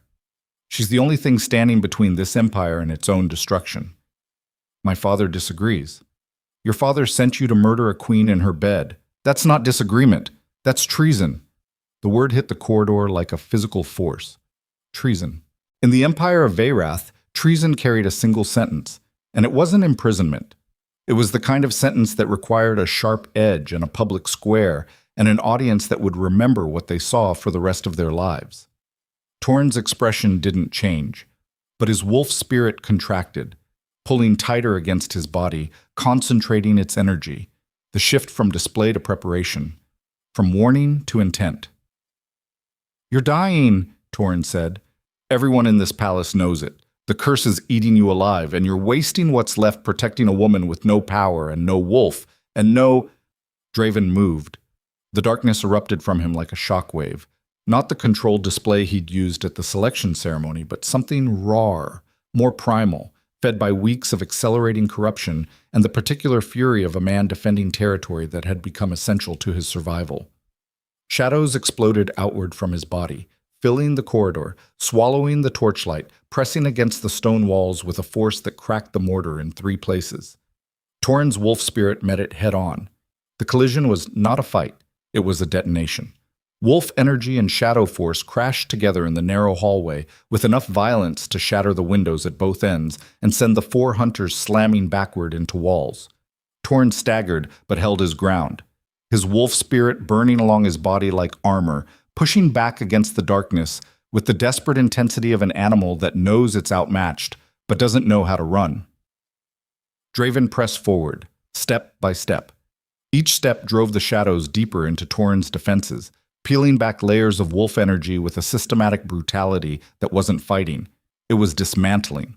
The darkness took Torin's shield apart, the way a surgeon takes apart anatomy. Deliberately. Precisely. Without waste. Torin dropped to one knee. His wolf spirit howled, a sound that wasn't audible but felt, vibrating through the bones of everyone in the corridor, a cry of something powerful being overpowered by something older and less concerned with mercy. "Yield," Draven said. Torin looked up. His face was streaked with sweat. His wolf spirit flickered along his arms like a dying fire. He was beaten, and he knew it. And the knowing was worse than the beating, because Torin Vale had never been beaten in his life, and the experience didn't fit anywhere inside his understanding of the world. "My father will send others," he gasped. "Your father will answer for what he's done. To the crown, to his daughter, to the woman he murdered to protect a secret that was never his to keep." "You don't understand what she is." "I understand exactly what she is. That's why she's still alive." Draven's hand closed around Torin's collar and pulled him upright. The darkness pressed against Torin's skin, not attacking, not invading, but communicating. The raw, wordless language of absolute power delivered at contact range. "Tell your father the crown knows about the Solaran bloodline. Tell him the crown knows about the murder of Lady Vale. Tell him that every step he takes from this moment forward is being watched by something that doesn't sleep, doesn't forgive, and doesn't bluff. He released Torin. Torin hit the floor. His hunters gathered him. They retreated the way they'd come, fast, silent, humiliated, and the corridor slowly returned to stillness. Draven stood alone. The darkness settled back beneath his skin. But it didn't settle comfortably. The exertion had cost him. He could feel new territory lost. Places inside his chest where warmth used to live, now colonized by shadow. Spaces behind his eyes where clarity had resided, now slightly darker, slightly slower. The curse had used his own violence as fuel, feeding on the emotional intensity of the confrontation, converting his protective fury into new growth. He'd saved Elyria, and it had accelerated his death by weeks. His hand found the wall. He leaned against it, breathed. Each breath came harder than the last, and for one terrible moment, the corridor dimmed around him in a way that had nothing to do with the extinguished torches. He thought about her name on his lips, Elyria. The way saying it had felt like something cracking open. The way the darkness had gone still when she'd said his name, Draven. And the way that stillness had terrified him more than any advancing shadow ever could. Because the stillness wasn't surrender. It was appetite. The curse was listening, learning, adapting, and every moment of genuine feeling between him and the woman he'd married was teaching it exactly how to consume him. 300 miles north, Elyria rode through the frozen dark toward a father who had killed her mother, and a house that had raised her as nothing, and an archive that held the key to a power she'd never been told she possessed. She rode with one hand pressed against her chest, where something warm and terrifying and ancient pulsed beneath her breastbone with a rhythm that matched the hoofbeats beneath her. Steady, accelerating, building toward a threshold she could feel approaching but couldn't name. The Solarian light stirred inside her like something waking from a very long sleep. And it was hungry. Behind her, the Shadow King leaned against a wall in a dark corridor, feeling the curse spread through his body one heartbeat at a time, knowing that the woman riding away from him was both his salvation and his destruction, and that the line between those two things was dissolving faster than he could hold it. The sky above Vyrath showed no stars, only cloud, only cold, only the vast, indifferent weight of winter pressing down on an empire that was about to discover what happens when the things buried deepest finally claw their way to the surface. House Vale burned cold in the pre-dawn dark. Elyria arrived at the gates of her father's estate, with Sarah beside her, and the taste of iron on her tongue from biting the inside of her cheek for the last 40 miles to keep herself awake. The horses were spent. Foam crusted their necks, and their breathing came in ragged clouds that dissolved against the frozen air like something surrendering. She'd ridden through the night and most of the following day. No rest. No stops longer than the time it took to water the animals. Kaelin's detachment, 4 riders, grim-faced, questioning nothing because the king had spoken, and Kaelin's men followed the king's voice the way rivers follow gravity, had flanked her the entire distance and now positioned themselves at the perimeter of the estate with the quiet professionalism of men who understood that what happened inside was not their business, but that anything coming out uninvited was. The estate looked the same. That was the cruelest part. The same iron gates, the same stone walls darkened by decades of northern weather, the same narrow windows that let in just enough light to navigate by but never enough to feel warm. She'd grown up inside those walls believing the coldness was architectural. Now she understood it was philosophical. Aldrich Vale was not a man who forgot to build fires. He was a man who believed cold built discipline the way pressure builds diamonds. An elegant theory that conveniently ignored the fact that most things placed under pressure simply break. The front door was unlocked. That should have been her first warning. Aldrich Vale did not leave doors unlocked. Every entry point in the estate was secured, catalogued, monitored. An unlocked door in House Vale was not an invitation, it was a position. A man standing behind an open gate telling you that the trap was further inside, and he was confident enough in its design that your approach was irrelevant. Elyria walked in anyway. The hall was empty. The fires were out.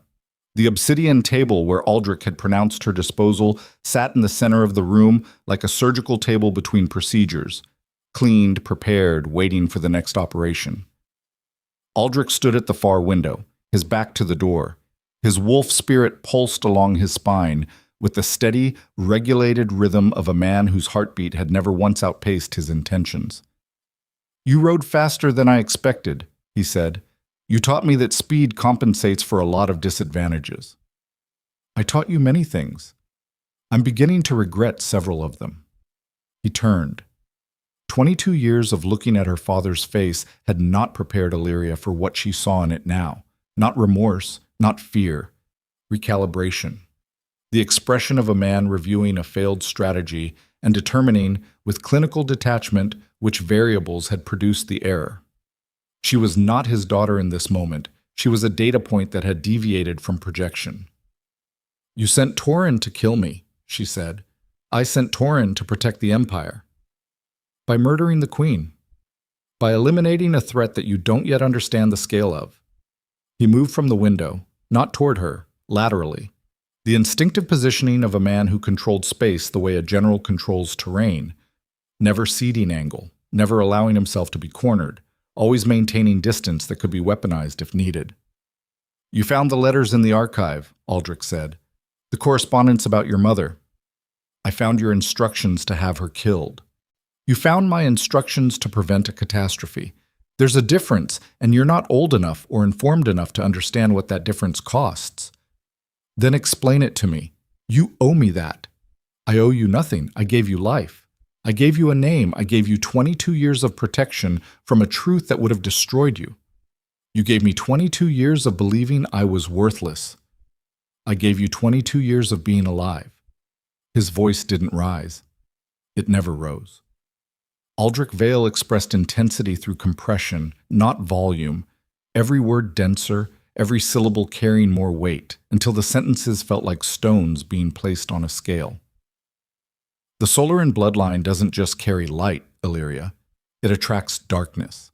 Every recorded Solaran in history became a target the moment their power manifested, hunted, captured, weaponized by whoever reached them first. Your mother understood that. She chose to suppress the bloodline in you rather than paint a target on your back.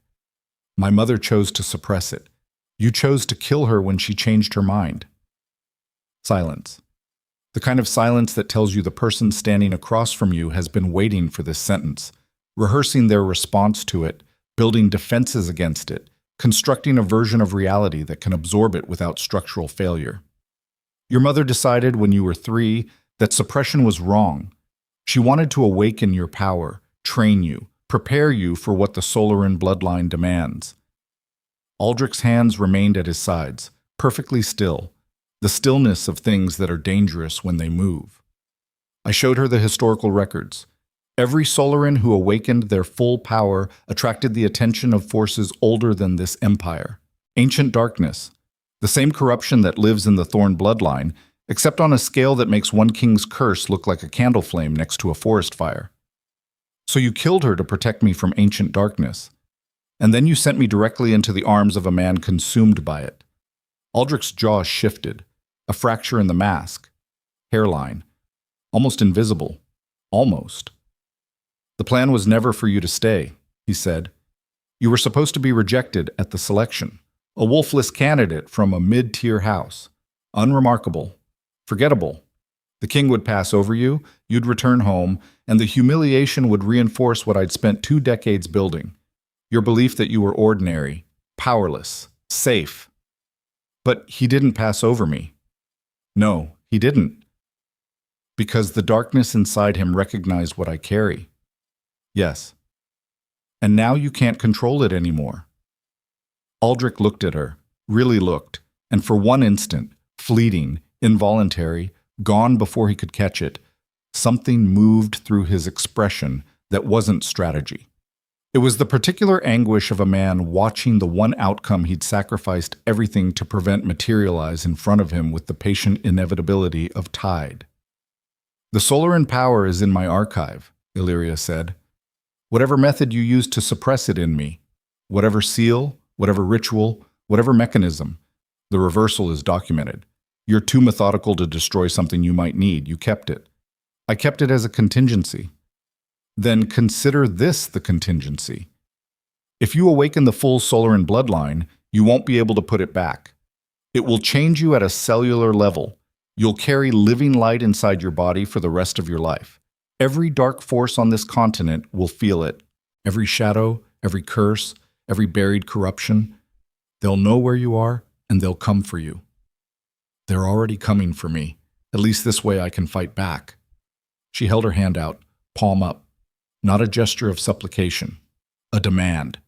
The flat, unambiguous language of a woman who had traveled 300 miles through frozen darkness to reclaim something that belonged to her and was done negotiating for permission. Aldrich stared at that hand, at the daughter he'd unmade, at the woman standing in the wreckage of every lie he'd built, and every life he'd destroyed, and every cold, calculated decision he'd convinced himself was necessary. He walked to the far wall, pressed a section of stone that looked identical to every other section. A compartment opened, small, precise, hidden with the kind of craftsmanship that spoke of years of planning and absolute certainty that the contents would never need to be accessed. Inside was a single object, a pendant, small, golden, warm to the touch in a way that had nothing to do with temperature. It hummed against Elyria's palm when Aldrich placed it there, a vibration that traveled through her skin, through her blood, through the deepest architecture of her body, and found something waiting at the bottom. Something that had been sealed since before she could remember. Something that recognized the pendant the way a river recognizes the sea. The seal broke. It didn't break gently. It broke the way dams break. Total structural failure, all at once. Everything that had been held back pouring through in a surge that obliterated the mechanism of containment. Light erupted from Elyria's body, not from her hands, not from her eyes, from everywhere, from her skin, her breath, her heartbeat. Golden radiance that filled the hall of House Vael and pushed the shadows back with a force that made the stone walls groan and the iron fixtures ring like bells. Aldrich staggered backward, his wolf spirit, the iron-gray predator that had never flinched from anything in 40 years, pressed flat against his spine and whimpered for the second time in the history of House Vael. Elyria stood in the center of the light. She could feel everything, every room in the estate, every shadow in every corner, every lie embedded in every stone, the accumulated deception of a house built on suppression and control, illuminated with surgical precision. She could feel the truth of her father's actions not as narrative, but as weight. The mass of what he'd done pressing against her awareness like a physical object, heavy and sharp and undeniable. She could feel Draven. 300 miles south, faint, fading. The darkness inside him spreading faster now, consuming the territory it had gained during his confrontation with Torin, pushing deeper into his core with the patience of something that had waited centuries and understood that time was always on its side. He was dying. Not in months, not in weeks, now. The acceleration triggered by her touch, compounded by the curse's adaptive response, amplified by the emotional intensity he'd experienced defending her. It had pushed the final stage forward with a velocity that no physician's timeline had accounted for. The darkness was reaching for the last of him, the last warmth, the last feeling, the last thread of identity that made Draven Thorn a man instead of a vessel. She had hours. Elyria closed her fist around the pendant. The light contracted, focused, concentrated, drawn inward until it burned beneath her skin like molten gold running through her veins. She turned to Aldrich. Her father stood against the wall with the expression of a man watching something he'd spent his life preventing and finding it more terrible and more beautiful than anything he'd imagined. "If you ever come near me again," Elyria said, "what I just did to this room, I will do to you." She walked out. She rode south like something released from a cage. Sarah couldn't keep up. Kaylin's riders couldn't keep up. The horse beneath her ran with a desperation that matched her own, as if the animal could feel what she carried and understood that what lived inside her was running out of time to reach what it was designed to save. The Solaran light burned through her body like a second circulation, parallel to her blood, parallel to her breath, a system of living radiance that illuminated everything it touched and revealed the world in frequencies she'd never perceived before. She could see the spiritual energy of every living thing within miles. Trees carried faint green light in their roots. Animals pulsed with warm amber. The earth itself hummed with something deep and slow and patient. And to the south, growing closer with every mile, a column of absolute darkness rose from Blackspire Palace like smoke from a pyre. The curse was making its final move. She reached the palace at dusk. The gates were open. The guards who should have been posted at every entrance were instead gathered in the courtyard, their wolf spirits agitated, their faces carrying the particular grayness of men watching something beyond their ability to intervene. Kalen met her at the inner gate. His scarred face was tight. His wolf spirit, the dried blood predator that had survived 3 wars, pressed close against his body in a posture she recognized from her years studying wolf behavior. Not aggression, not fear. Grief. The anticipatory grief of an alpha recognizing that the leader of its pack was dying. "He collapsed 2 hours ago," Kalen said. "The darkness it's everywhere. It's not just inside him anymore. It's in the walls, the floors. Every shadow in the palace has been pulled toward his chambers like the whole building is being swallowed. Take me to him. The physicians say nobody should. Take me to him now." Kalen looked at her, at the golden light burning beneath her skin, at the eyes that were no longer entirely brown but streaked with gold, the irises fractured by something luminous and ancient and absolutely certain. He took her. The corridor leading to Draven's chambers was dark, not the absence of light, the active presence of something that consumed light, shadows thick enough to feel against her skin, pressing, testing, tasting the radiance she carried, and recoiling from it with the fury of something that recognized its antithesis. She pushed through them. Each step cost her. The darkness fought. It threw weight against her, tried to slow her, tried to extinguish the light the way a storm tries to extinguish a flame. But the Solaran power was not a flame. It was a furnace. It burned hotter under pressure. It intensified under opposition. It was designed, engineered across centuries of bloodline refinement, to do exactly this, to walk into the heart of corruption and refuse to go out. She reached his door, opened it. Draven lay on the bed. The darkness had consumed everything visible. His skin was black, not metaphorically, not partially, entirely. The shadow had spread across every inch of him, turning his body into something that looked less like a man and more like a silhouette cut from the fabric of a starless sky. The only features still recognizable were his eyes, and they were open, and they were looking at her, and somewhere beneath 12 generations of accumulated curse, the storm cloud gray was still fighting. "You came back," he said. His voice was a whisper, not soft, thin. The sound of something being spoken through layers of interference, like a signal reaching across a vast distance. "I came back. You shouldn't have. You don't get to decide that anymore." She crossed the room. The darkness surged toward her, aggressive, desperate, aware that what she carried was the only thing in the Empire that could destroy it. It hit the Solaran light and screamed. Not a sound, a frequency. A vibration that shook the windows and cracked the mirror on the far wall and made every wolf spirit within a mile radius howl in sympathetic response. Elyria knelt beside the bed. She could feel the curse now, not as an abstraction but as a presence, an intelligence, something ancient and purposeful and desperately, viciously alive. It had survived for centuries by feeding on the emotional suppression of the Thorn Kings, growing stronger with each generation's isolation, each generation's refusal to connect, each generation's decision that love was too dangerous to risk.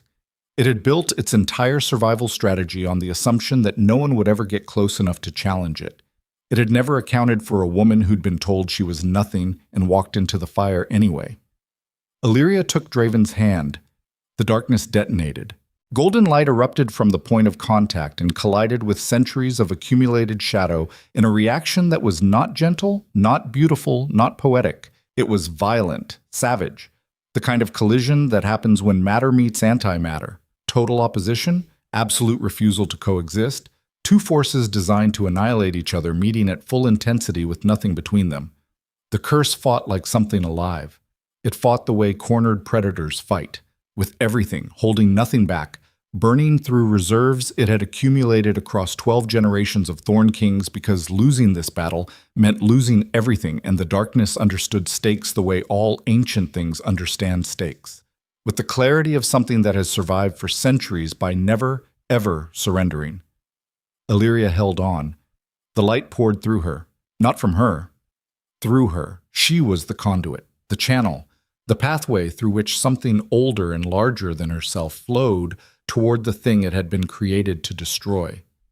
She felt it strip her as it passed, felt it burn through defenses she'd spent a lifetime building, felt it illuminate every dark corner of her own soul with the same merciless radiance it was turning against the curse. She saw herself clearly. Not the queen, not the Solaran, the girl in the tower, 7 years old, 3 days in the dark, no food, no water, no light. Learning that survival was not about winning, but about lasting. Learning that the world measured your worth in power, and if you had none, then you had better learn to breathe in the spaces that power left empty. She saw her mother. Not a memory, something deeper. A cellular recognition, blood calling to blood across 20 years of separation and death. Her mother's light living inside her own, passed down not through teaching, but through biology, encoded in the very structure of her being. She saw Draven, not the king, the boy. 13 years old, standing in a dark room while the curse took his ability to feel joy and replaced it with nothing. Not pain, nothing. The particular cruelty of not being destroyed but being diminished, reduced, made less than what you were designed to be, one stolen emotion at a time. She understood then, in the marrow, in the blood, in the deepest place that understanding lives, that the curse and her father's suppression were the same mechanism, different expressions of the same fundamental violence. The decision that someone else's nature is too dangerous to be allowed. That power, left uncontrolled, must be caged. That the safest version of a person is the smallest version. She rejected it. Not philosophically, not intellectually, with her body, with her blood, with the full force of a Solaran bloodline that had been sealed for 22 years and was now open and raging and absolutely, categorically, biologically unwilling to accept the premise that any living thing should be diminished to make the world more manageable for the people holding the cages. The light won. It didn't win gradually. It won the way dawn wins. Total, irreversible, the complete replacement of one state with another. The darkness shattered. Not retreated. Shattered. Every tendril, every root, every capillary of shadow that had threaded through Draven's body for 31 years broke apart and dissolved and was consumed by radiance so thorough that it left no residue, no echo, no trace that the curse had ever existed. The room went white, then still, then silent. Elyria's hand was still wrapped around Draven's. Her body trembled. The Solaran light settled inside her, not extinguished, not diminished, but quieted, integrated, woven into her biology with the permanence of something that would never be sealed again. Draven's skin was clear, not black, not shadowed, clear, human, warm in a way she could feel through their joined hands. His breathing was steady. His heartbeat, she could feel it through his palm, was strong, regular. The heartbeat of a man whose body was, for the first time in its existence, entirely his own. His eyes opened, gray, storm cloud gray, no darkness behind them, no shadow, no movement, just color. Just a man looking at a woman in a room that smelled like ozone and ash and something golden that had no name. "You're glowing," he said. His voice was different, not thin, not distant, full, the voice of a man speaking without interference for the first time in his adult life. Elyria looked down at her hands. Faint golden light traced along her veins, visible, warm, permanent. The last remnant of the Solaran eruption settled into her body like sunlight absorbed by stone. "How do you feel?" she asked. He sat up, slowly, testing joints, testing muscles, testing the internal landscape of a body that had been occupied territory for 3 decades and was now suddenly liberated. His hands flexed, his chest expanded, his eyes moved across the room with the bewildered clarity of a man seeing color for the first time after a lifetime of monochrome. I feel everything, he said, and his voice broke on the last word. Not dramatically, not performatively. A small fracture, involuntary, the sound of a wall collapsing that had been holding back 31 years of accumulated emotional weight. I can feel everything. She watched him sit on the edge of the bed and press his hands against his own face and breathe. Just breathe. With the focused intensity of someone relearning a fundamental act. Each breath came deeper than the last. Each breath carried more of him, more presence, more weight, more of the man who had existed beneath the curse like a seed beneath concrete, alive, waiting, refusing to die despite every reason. Elyria, he said. She waited. When I told you I would never love you, you were wrong. I was protecting both of us. You were protecting the curse. You just didn't know it. He looked at her. The gray eyes held something she'd never seen in them. Not intensity, not authority, not the practiced control of a king who managed his expressions the way generals managed battlefields. What she saw was openness, the raw, undefended vulnerability of a man who had just lost every wall he'd ever built and was standing in the wreckage discovering that the thing he'd been protecting himself from was the thing he needed most. I don't know how to do this, he said. I've spent my whole life learning to survive without feeling. I don't know how to live with it. Neither do I. I spent 22 years thinking I was empty. Turns out I was full of something I couldn't access. We're a pair. We're a disaster. We're alive. He reached for her hand. This time, when their skin touched, nothing detonated, nothing convulsed, nothing screamed or shattered or fought for survival. There was only warmth, simple, cellular, human warmth. The warmth of two people touching in a room where the war was over and the only thing left was the terrifying, uncharted work of building something on ground that had been cleared by fire. The weeks that followed moved at the speed of reconstruction. The empire learned what had happened in fragments. The curse was broken. The king was changed. The queen carried light beneath her skin that was visible in certain angles, in certain moments, when she turned her head or lifted her hand or stood in a doorway with the sun behind her and the golden tracery along her veins caught the light like something woven from dawn itself. Aldrich Vale was summoned to the capital. He came without resistance, not because he'd accepted defeat, but because he'd calculated the cost of resistance and found it exceeded his resources. He stood before the Iron Throne and answered for the murder of his wife, the suppression of his daughter's bloodline, and the 22 years of systematic psychological destruction he'd engineered to keep a secret that was never his to keep. He was stripped of his title. His lands were redistributed. His wolf spirit, pressed flat against his spine by the weight of Draven's restored authority, flickered and diminished as the judgment was pronounced. Torn stood beside him, diminished in a different way, not by judgment, but by the slow, corrosive realization that every certainty he'd built his identity upon had been constructed on a foundation of his father's lies. Elyria watched from the queen's seat. She did not speak during the proceedings. She did not need to. Her presence was the testimony, the living proof that the thing her father had tried to bury was standing in the light, crowned, unbroken, and carrying a power that made the strongest wolf spirits in the empire instinctively lower their heads. When it was over, Aldrich looked at her, across the hall, across the distance. One look. Not hatred, not remorse. Something colder and more permanent than either. The particular expression of a man confronting the reality that the child he'd underestimated had become the force he could not survive. She held his gaze until he looked away. Months later, peace settled across Veyrath with the slow inevitability of water finding its level. The corrupt systems that had festered under generations of curse-influenced governance were dismantled, not overnight, not painlessly, but thoroughly. Draven governed differently now. Not softer, clearer. The difference between a king who ruled through darkness and a king who ruled through sight was not gentleness, it was precision. He could see the empire's problems without the filter of the curse's influence, and what he saw, he addressed with the same relentless efficiency he'd always possessed. Only now, the efficiency served a purpose beyond survival. On a morning in late spring, when the snow had finally released its grip on the northern passes and the first real warmth of the year was pressing against the windows of Blackspire Palace, Elyria stood on the imperial terrace overlooking the capital. Draven stood beside her. Between them, wrapped in linens softer than anything either of them had known as children, their daughter slept. She was 3 weeks old, dark-haired, strong. Her skin held no trace of shadow, no flicker of curse. But when the light hit her at certain angles, faint golden lines appeared along her tiny wrists.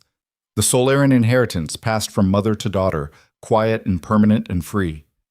Draven looked at the child, then at Elyria, then at the city below. The dark rooftops softened by morning light, the streets filling with people who moved through their days without the weight of a curse they'd never known was there. "She won't have to fight what we fought," he said. "No, she'll have to fight something else. Everyone does. But not this. Not this." He was quiet for a moment, the kind of quiet that comes after long war, so not empty, but full. Full of everything that happened, and everything that didn't, and the vast, exhausting miracle of standing on the other side of something that was supposed to destroy you. "When you touched me in the throne hall," he said, "that first time, I felt something I hadn't felt in 17 years. Fear. You told me. Not fear." He looked at her. The gray eyes were steady, open, carrying no wall, no mask, no carefully maintained distance. Hope. I felt hope. And it terrified me because hope in a body full of darkness is the most dangerous thing in the world. It gives the darkness something to target. And now? Now the darkness is gone, and the hope is still here, and I don't know what to do with it except stand on this terrace with you and our daughter and accept that I was wrong. Wrong about what? About what strength is. I thought it was the ability to endure without feeling, to carry the weight without cracking, to go cold and stay cold and call that discipline. He paused. Turns out strength isn't about what you can carry alone. It's about what you're willing to feel when you stop carrying it. Elyria leaned against him, shoulder to shoulder, the contact point warm with sunlight and Solarian light, and the simple, extraordinary warmth of two people standing together after everything that should have separated them. The baby stirred, made a sound that wasn't a cry, more like a declaration. A small voice announcing its presence to a world that had not yet earned her trust, but would have every opportunity to try. Below them, Black Spire gleamed in the morning light. Dark stone softened by a golden haze that hadn't been there before the curse broke. The Empire stretched beyond in every direction, scarred and imperfect and alive, rebuilt not by power alone, but by the slow, unglamorous work of people choosing to see clearly and act accordingly. Elyria pressed her palm against the stone railing, felt the warmth of it, felt the city beneath, felt the Empire beyond, felt the daughter in her arms and the man beside her and the light running through her veins like a second heartbeat. She had been told she was nothing, born wrong, built empty, designed by nature to fail and by family to disappear. She had walked into the darkest room in the Empire and set it on fire with her bare hands, not because she was powerful, because she was clear, because clarity, in a world that survives on performance and pretense and the careful management of what gets seen, is the most radical and dangerous form of strength there is.